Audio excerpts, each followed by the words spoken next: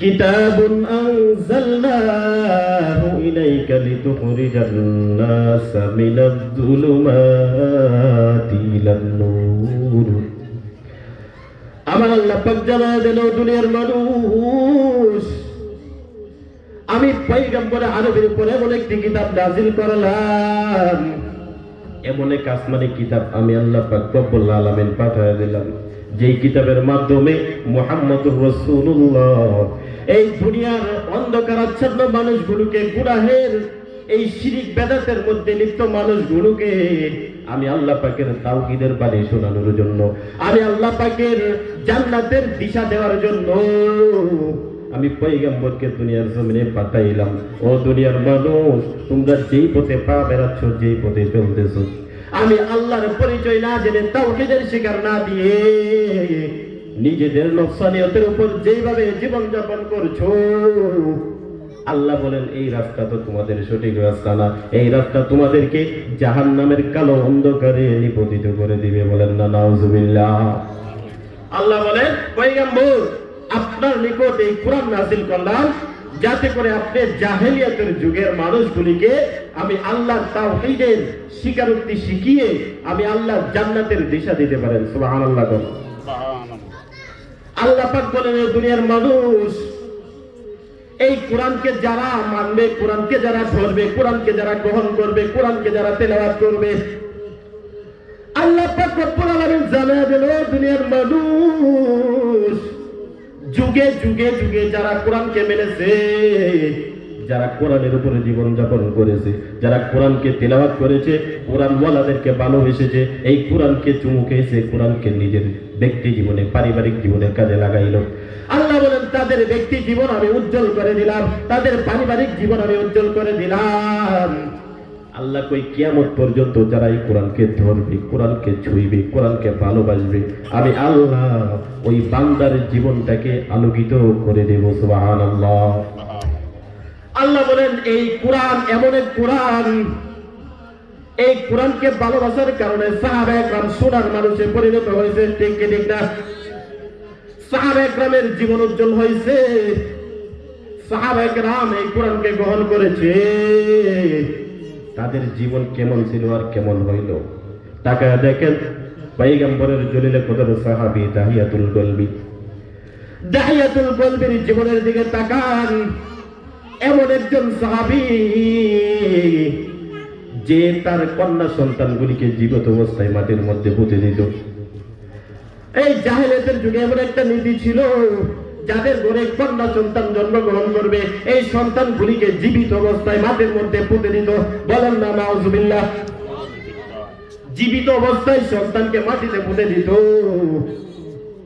এই দাহিয়াতুল কলবি একটা নয়, দুইটা নয়, একাধিক সন্তানকে মাটির মধ্যে পুঁতে দিয়েছে। লাস্ট পর্যায়ে এই কোরআনের দাওয়াত যখন পাইল, কালিমার বাণী যখন কানের মধ্যে বসলো, ডাক দিয়ে বলে, পয়গম্বর, আমি অন্যায় করেছি, অপরাধ করেছি, এত বড় অপরাধ করেছি, মালিক আল্লাহ আমাকে মাফ করবে কিনা? আমি এত জঘন্য অপরাধ করেছি, আমার চারটা সন্তান, মেয়ে সন্তান জন্মগ্রহণ করার কারণে আমি দাহিয়াতুল কলবি এই সন্তানগুলিকে জীবিত অবস্থায় মাটির মধ্যে পুঁতে দিয়েছি। নাউজুবিল্লাহ। দাহিয়াতুল কলবি বলে, পয়গম্বর, আমি আমার ভুল বুঝতে পেরেছি, জীবনের মতো তওবা করলাম, আর কোনোদিন এই কাম করব না। পয়গম্বর, আমাকে পড়া দেন, লা ইলাহা ইল্লাল্লাহু মুহাম্মাদুর রাসূলুল্লাহ, পড়েন সাল্লাল্লাহু আলাইহি ওয়াসাল্লাম। দাহিয়াতুল কলবি ডাক দিয়ে, পয়গম্বর, আমি কালিমা পড়ে গ্রহণ করেছি, ইসলাম ধর্ম গ্রহণ করেছি,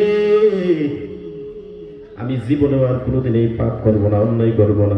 পয়গম্বর বলেন, ও দাহিয়াতুল কলবি, আজ থেকে তোমার জিন্দেগির সমস্ত গুনাহগুলি আল্লাহ পাক ক্ষমা করে দিয়েছেন। বলেন আলহামদুলিল্লাহ। কারণ যে ব্যক্তি মুসলমান হয়, পয়গম্বর বলেন, আল ইসলাম আন তাকদিমু মা কানা ক্বাবলাহা, ইসলাম গ্রহণ করার পরে বিগত সমস্ত গুনাহগুলি আল্লাহ মাফ করে দেন।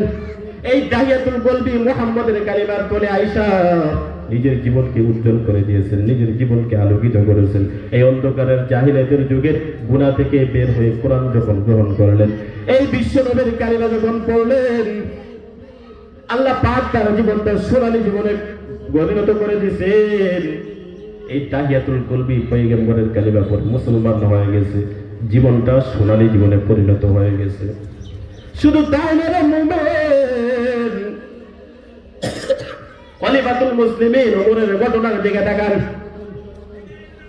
ওমর ফারুক রাদিয়াল্লাহু তাআলা আনহু এমন রাগান্বিত ছিল, এমন জিদি মানুষ ছিল। আবু জাহেল ঘোষণা করে দিল শত শত কুফফারদের মধ্যে, আবু জাহেল ঘোষণা করলো আব্দুল্লাহ ছেলে মুহাম্মদের কালিমা, আব্দুল্লাহ ছেলে মুহাম্মদের কাল্লা যে আলাদা করে আনতে পারবে তাকে 100 মোটা তাজা উট পুরস্কার দেওয়া হবে। আবু জাহেল ঘোষণা করে দিল মুহাম্মদের কল্লা যে আলাদা করে আনতে পারবে ওই ব্যক্তিটাকে 100 মোটা তাজা উট পুরস্কার দেওয়া হবে। উমর ফারুক ডাক দিয়ে বলে, আবু জাহেল, অন্য কারো প্রয়োজন নাই, আমি উমর একাই মুহাম্মদের কল্লা আলাদা করে নিয়ে আসবো। বলেন না নাউজুবিল্লাহ। উমর ফারুক নাঙ্গা তলোয়ার নিয়ে দৌড়াইতেছে। প্রতিমধ্যে যাওয়ার পর তার বন্ধু দেখে ফেললো, ডাক দিয়ে বলে, উমর ফারুক কোথায় যাও? উমর ফারুক ডাক দিয়ে বলে, আব্দুল্লাহ ছেলে মুহাম্মদের কল্লা আনতে যায়। বলে কেন কেন? বলে মুহাম্মদ আমাদের বাপ দাদার ধর্মের বিরুদ্ধে চুনকানি লাগাইছে, নাউজুবিল্লাহ বল, আমাদের মূর্তির বিরুদ্ধে কথা বলেছে, এই জন্য মুহাম্মদের কল্লা আলাদা করতে যাই। ওই বন্ধু ডাক দিয়ে বলে, উমর তুমি কি জানো তোমার ঘরের আপন বোন কালিমা পড়ে মুসলমান হয়ে গেছে? সুবহানাল্লাহ বল। ডাক দিয়ে বলে, উমর মুহাম্মদের কল্লা আনার আগে নিজের ঘর সামলাও, ঘর ঠিক করো। ঠিক কি ঠিক না? বলতেছে নিজের বোন কালিমা পড়ে মুসলমান হইল, ওই বোনকে আগে তোমার ধর্মে নিয়ে আসো, তারপরে মুহাম্মদের কালিমা আনতে যাও। উমর ডাক দিয়া বলে, ঠিকই তো কথা, আগে ঘর সামলানো প্রয়োজন। সাথে সাথে বোনের ঘরে চলে যায়। ঘরের কাছে গিয়ে দরজার মধ্যে কান লাগায় শুনে বোন গুন গুন করে কোরআন তেলাওয়াত করতেছে। বলেন না সুবহানাল্লাহ। বোন কোরআনের তেলাওয়াত করে ওমর কিছুক্ষণ কোরআন তেলাওয়াত শুনলো। একটু পর যখন ঘরের মধ্যে দরওয়াজার মধ্যে কোরআন লাগায়, বোন বুঝে ফেলেছে ওমর চলে আসছে। বোন ভীত সন্তুষ্ট হয়ে সাথে সাথে কোরআনটাকে লুকিয়ে ফেলে ওই দিক দিয়ে বগ্নিপতি ঘরের পিছন দিক দিয়ে চলে যায়। ভয়ে উমরের বয়ে পালিয়ে যায়। যখন ওমর ঘরে ঢুকে বোনকে ডাক দিয়ে বলে, রে বোন, তুই নাকি মুহাম্মদের কালিমা পড়ে মুসলমান হয়ে গেছো? বলে, হ্যাঁ আমি মুহাম্মদের কালিমা পড়ে মুসলমান হয়ে গেছি। ওমর ডাক দিয়ে বলে, কালিমা ছাড়, না হয় কল্লা আলাদা করে দেব। নাউজুবিল্লাহ বল। ডাক দিয়ে বলছে যে কালিমা ছেড়ে দে, না হয় জীবন চলে যাবে, দুনিয়া থেকে বিদায় করে দেব। উমরের বোন ডাক দিয়ে বলে, রে ভাই, আমাকে মারবি না, দুনিয়াতে আমার মা নাই, বাবা নাই, তুই একমাত্র আমার ভাই, তুই যদি আমাকে মারস, আমাকে দুনিয়া থেকে বিদায় করে দেস, আমাকে টর্চার করো, আমি কার কাছে মাথা দেখাবো? ভাই আমাকে মারিস না, আমাকে মারিস না, আর যতই মারো আমার মেরে রক্তাক্ত করতে পারবি, কিন্তু যে মুহাম্মদের কালিমা আমি গ্রহণ করেছি, যে মুহাম্মদের কালিমা যে জায়গায় জায়গা দিলাম, তোর তরবারির আঘাত ওই জায়গায় বসবে না। সুবহানাল্লাহ বল। মারতে মারতে রক্তাক্ত করতে পারবে, কিন্তু তলোয়ারের আঘাত ওই জায়গায় বসবে না। মুহাম্মদের কালিমা আমি ছাড়তে পারবো না। সুবহানাল্লাহ। উমর ডাক দিয়ে বলে, বোন, এমন কি কালিমা তোকে এত পাগল করেছে? এমন কি কালিমা পড়লে? এই কোরআনটা একটু আমাকে শোনায় দে, দেখি কি কোরআন পড়তেছ। সাথে সাথে পুরো কোরআন পড়ে সূরা তাহা পড়তে শুরু করে দিল। তাহা মা আনজালনা আলাইকাল القرآن لتشقى উমরের বোন সাথে সাথে কোরআন তেলাওয়াত করে এত মধুর কণ্ঠে তেলাওয়াত, এই কোরআন তেলাওয়াত শুনে উমরের ভিতরে ধাক্কা লেগে যায়, কালিমার ছোঁয়া উমরের মধ্যে লেগে যায়। উমর ডাক দিয়ে বলে, বোন এই কোরআন এত মধুর, এই কোরআন যে তোকে শিখাইলো সে জানে কত মধুর, তার আদর্শ জানে কত মধুর, আমাকে নিয়ে যা, আমাকে ওই মুহাম্মদের কাছে নিয়ে যা। আমি এতক্ষণ ভুল করেছিলাম, আমি এখনই কালিমা পড়ে মুহাম্মদের কালিমা পড়ে মুসলমান হয়ে যাবো। বলেন না সুবহানাল্লাহ। ওমর মুহাম্মদের কালিমা পড়ে মুসলমান হয়েছে, জীবন আলোকিত হয়ে গেছে। এই জাহিলিয়াতের যুগের মধ্যে যখন উমর ফারুক রাদিয়াল্লাহু তাআলা আনহু মুহাম্মদের কালিমা পড়ে যখন মুসলমান হয়ে গেল, মুহাম্মদের কালিমা পড়ে যখন মুসলমান, আল্লাহ তার মান মর্যাদা এত বাড়াইছে, তার সম্মান এত বাড়াইয়া দিয়েছে। পয়গম্বর বলেন, লাউ কানা বাদি নাবিয়্যান লাকানা উমর। উমরের মর্যাদা এত বেশি, এত বেশি, আমার পরে যদি কোনো নবী হইতো, কোন নবী যদি আল্লাহ বানাইতো, তাহলে যেন উমরে ফারুক নবী হয়ে যাইত। সুবহানাল্লাহ। উমরের মর্যাদা আল্লাহর কাছে এত বেড়ে গেছে, নবী বলেন আমার পরে যদি কেউ নবী হইতো তাহলে উমরই নবী হইতো। সুবহানাল্লাহ। এই জন্য ভাইরা আবার বলতেছিলাম, কিয়ামত পর্যন্ত যারা কোরআনকে মানবে, কোরআনকে বুঝবে, এই কোরআনের উপর আমল করবে, আল্লাহ পাক তাদের জীবন যৌবন সবকিছু আলোকিত করে দেবে। সুবহানাল্লাহ। শুধু তাই নয় মুমিন, তাকে দেখেন একটা পেপারের মধ্যে যখন কোরআন লেখা হয়, সাধারণ পেপারের মতো এই পেপারটার আর দাম থাকে না। সাধারণভাবে একটা পেপার, কাগজ যখন রাস্তার মধ্যে পড়ে থাকে, কোন মানুষ ওই পেপারটাকে, কাগজটাকে হাত দিয়ে তুলে না, তুলে নাকি? একটা কাগজ যখন রাস্তার মধ্যে পড়ে থাকে, মানুষ পা দিয়ে পাড়ায় পাড়ায় পাড়ায় পাড়ায় চলে যায়। এই কাগজটার মধ্যে যখন কোরআনের আয়াত লেখা হয়, চোখে যখন পড়ে আল্লাহর কোরআন, এই কোরআনের আয়াত কাগজের মধ্যে লেখা হয়েছে, সাথে সাথে মাটি থেকে কাগজটা তুলে ঝাড়া দিয়ে চুমু খায়া উপরে রাখে। ঠিক ঠিক না?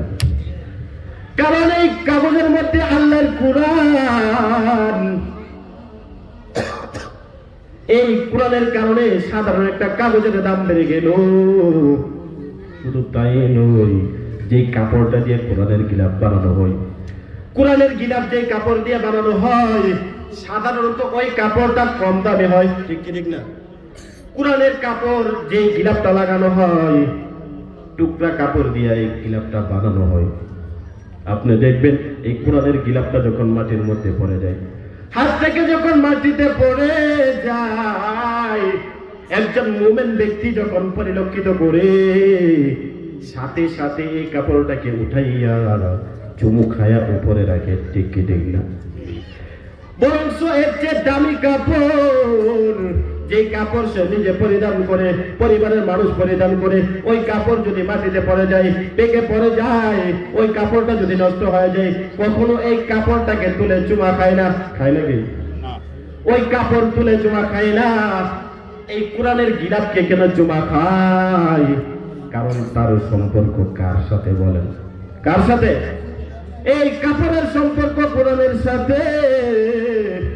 এই জন্য পয়গম্বর বলেন, যে কোরআনের সাথে সম্পর্ক লাগাইবে, যে ব্যক্তি কোরআনকে মানবে, কোরআনের সাথে নিজের সম্পর্ক রাখবে, আল্লাহ পাক রব্বুল আলামিন দুনিয়াতেও ওই ব্যক্তির মর্যাদা বাড়িয়ে দিবে। সুবহানাল্লাহ। শুধু তাই নয় মুমিন, আল্লাহ পাক অন্য আয়াতে বলেন, ইয়ারফাইল্লাহু আল্লাযীনা আমানু মিনকুম ওয়াল্লাযীনা উতুল ইলমা দারাজাত। আল্লাহ পাক বলেন, দুনিয়ার মানুষের চেয়ে আমি আল্লাহ পাক মুমিনদের মর্যাদা উঁচু করে দিলাম। সুবহানাল্লাহ।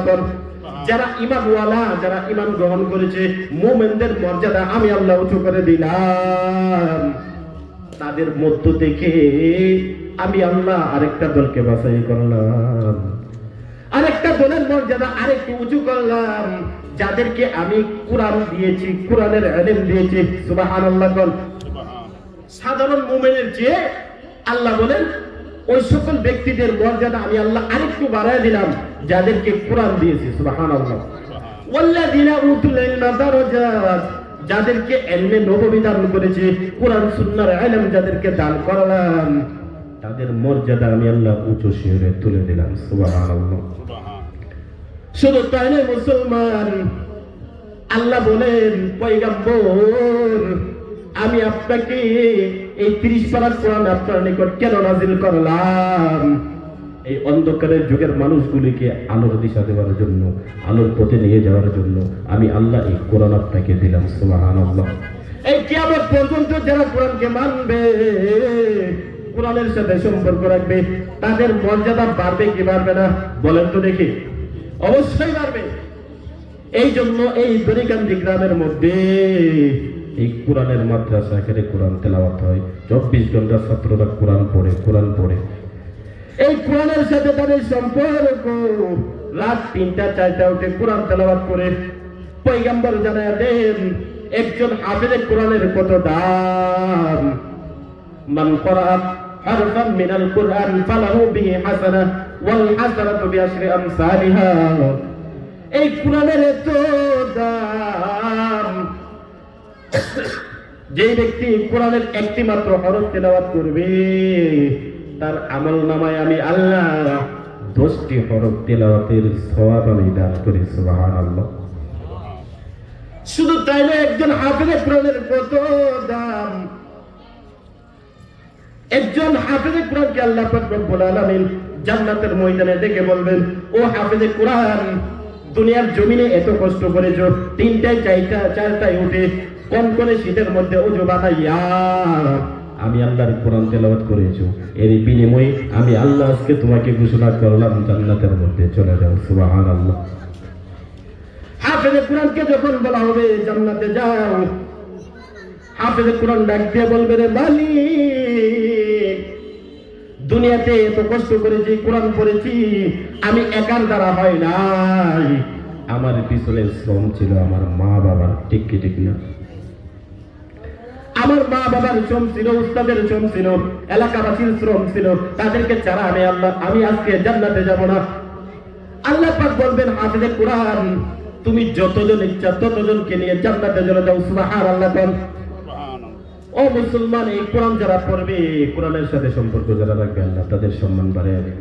এই জন্য কোরআনকে মহব্বত করতে হবে, কোরআন ওয়ালাদেরকে মহব্বত করতে হবে, কোরআনের উপর নিজের জীবন যাপন করতে হবে। আল্লাহ পাক আমাদের সকলকে এই কোরআনের উপর আমল করার তৌফিক দান করেন। আসসালামু আলাইকুম ওয়া রাহমাতুল্লাহি।